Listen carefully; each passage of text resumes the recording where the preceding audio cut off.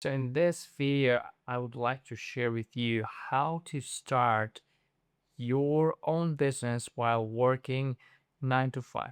So, and I can tell you from the real experience of helping my clients to do that.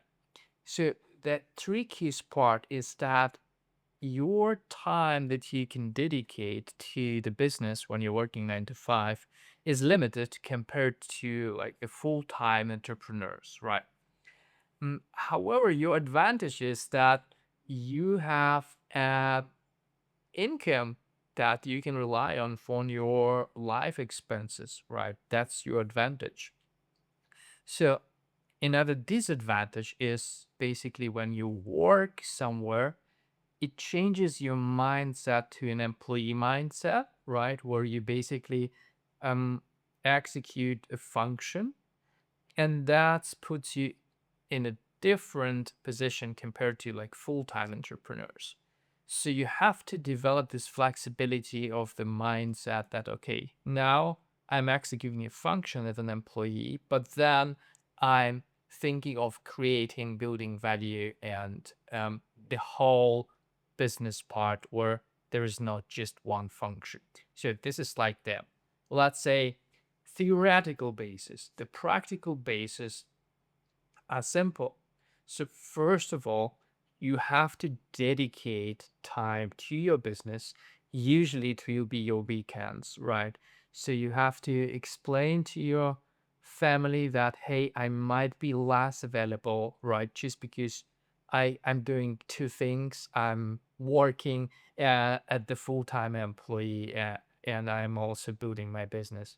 So, that's first, dedicate your time. So at least, right, you have a full working day for your business per week. Better 2 working days, which is basically both weekends. And the good part about that is that your way to building a business will be more efficient. So you will only have a super limited time amount, and you will have to come up with a business model that brings income mostly on autopilot. So that's your main strength when you build a business while also working as a full-time employee.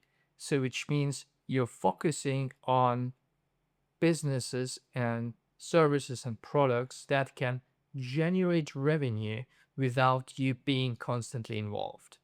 I would say that's actually put you in a much better position compared to full-time entrepreneurs who sometimes put themselves too much into operations and they became a bottleneck themselves. So you have an opportunity here to use your full-time employee position not only to fund your first business, but mostly to create a business that works more on autopilot, right? Especially in revenue generating. So, and then what business to start as a full-time employee? Um, well, the best thing if you have any insights from your current employee position that you can utilize to start making sales, of course, without breaking the law. And this is for a lot of people, and a lot of people that I worked with, they worked in the same business before as employees, and they started a business in this niche because they either developed the knowledge enough to start a business or even built connections right in the business so that they just started their business in parallel and basically using the connections they've built on there as an employees.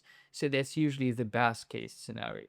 So the second best choice would be to follow like the general path of, all right, there is a combination of, okay, there is a demand, and you know there is a demand, and then you have ability to fulfill this demand, which is a classic way of choosing the business idea.